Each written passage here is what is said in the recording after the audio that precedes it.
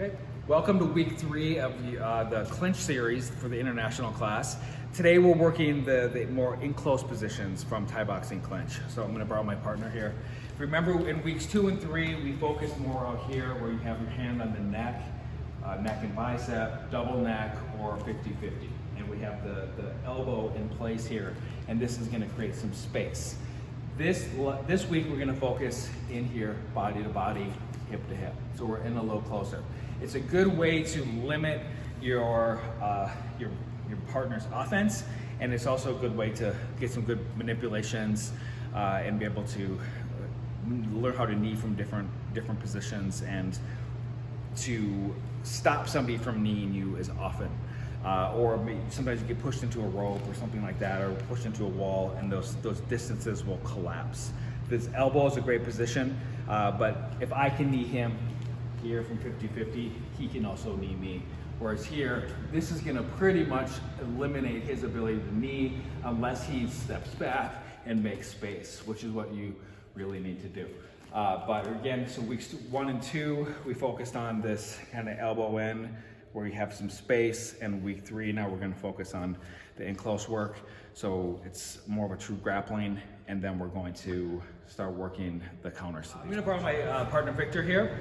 So there's 3 basic positions we're gonna work today, and all of these are more in-close. So last week we were more out on we had the double neck, we had 50-50, so there's more space in between our bodies here. Today we're working the in-close stuff, so we're gonna be in tight, kind of more of a standing grappling range. So the first one is over-under body lock. So you can imagine taking this 50-50 position that everybody is familiar with and just collapsing it. So now we're gonna come in here like this. So we're kind of hip to hip, we're in tight. It's a good way for me to limit his offensive ability. So if we're out here, he can throw big knees. Maybe he's just landing solid knees and getting in my ribs and hitting my gut, and I'm having a hard time dealing with it. So sometimes getting in close like this, I can kind of limit him a little bit more. It's also just a good position to work from. So you can still manipulate the body, you can throw him around a little bit. If I have a strength advantage, this can be a good place for me. And then you also have some nice body shots here. You will, for training, we're just gonna go to the thighs, we know, but to actually land a solid knee, you often need to make a little bit of space first. So we're in here, we're moving each other around. I'm gonna wanna pull my hips back a little bit before I throw that knee, and then maybe I cinch it up again. So it's a good way to just kind of choose my opportunity to throw knees. Then I get back in here, I have a good defense, I can control him a little bit, make a little space, and I'm back out here like that, landing these outside shots. So his whole body is gonna be exposed. And then of course, we have it on the other side as well. So like the first set, it's a good idea just to get used to throwing knees from here. So I'm gonna throw one, then Victor's gonna throw one. Just kind of get used to it, maybe move a little bit, take some room, keep your base under you here, and throw it like that. So, yep, just gonna make a little space, kind of get used to moving. You can manipulate here, and then start throwing those knees, and just get used to those mechanics. So again, the easiest way into this, I find people have a hard time, like if I teach this in class, like it was like this, and they kind of bear hug, or they grab the neck like this, but just take that 50-50 position and just collapse it. It's still 50-50, just in close. The second position is the bear hug, what I'm calling the bear hug. So one is up high, so I have a good position like this, where I can lift up a little bit, and I have his ribs completely exposed. So you work in here like this, you work in here like that. He can't do a whole lot with his arms, so he's not able to elbow me. I have my head in close, and I just kind of have his body controlled here like that. The second position is the low bear hug. So this is nice. I can break his structure down. It's really uncomfortable. You can use this to kind of lift and dump sometimes. Just kind of lift him up and dump. And then you can also, the knee here tends to go more to the leg. You're gonna just knee your own arm if you're up high, but it's a good control position. And again, it's a good way to limit him. If he's dominating, he's getting a hold of me and is working me over, I can just cinch in, get in nice and tight, and work some of those leg shots, and maybe even get a dump if I'm lucky. Okay, so last position, this one's a little bit more complicated.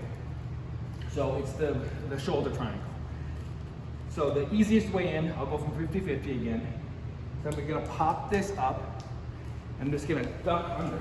Make sure not to bend your head forward. If I do that, if I just try to duck under, he can pull my head down and knee.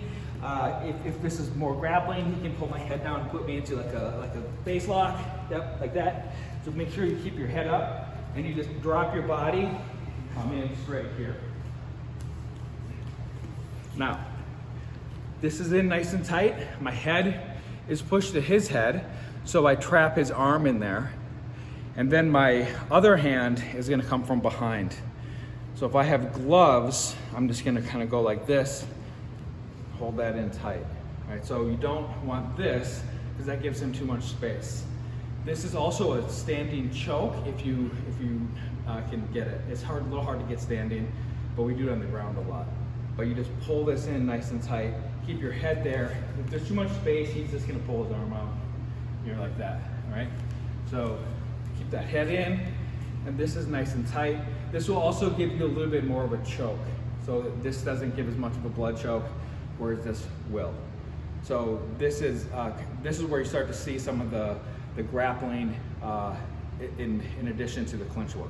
So I got this in tight here, like that.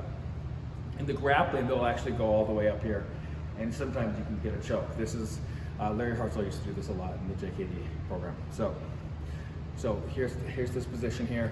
Now he's in a really bad spot. I can knee the back here, and I can also knee the front. You'll catch that elbow every once in a while, but you just kind of turn it in on the gut here, and you hit the back here like that. And then of course, you might be able to get a takedown from there as well.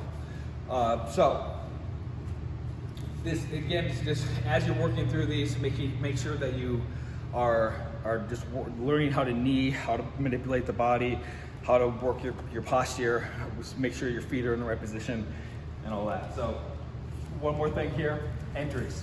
So again, we have 50-50 here. You can also get this from the neck and bicep really easily. You just kind of duck under, lift it. And then a lot of times what's happening is maybe I'm in here kneeing, maybe that's working okay for me, maybe I have something else, and we're kind of switching around, and he goes to grab the back of my neck to kind of pull me forward with either hand, and he just stuck it under. So a lot of times if he has it here, or maybe we're moving around, and I go to grab, right? So you try to grab the back of the neck, and that's a good time to go for it as well. So if we're in here, and he goes to grab on the outside, you just stuck under, and then you go into your position, and then start working that, boom, and then you might even be able to take him over like that.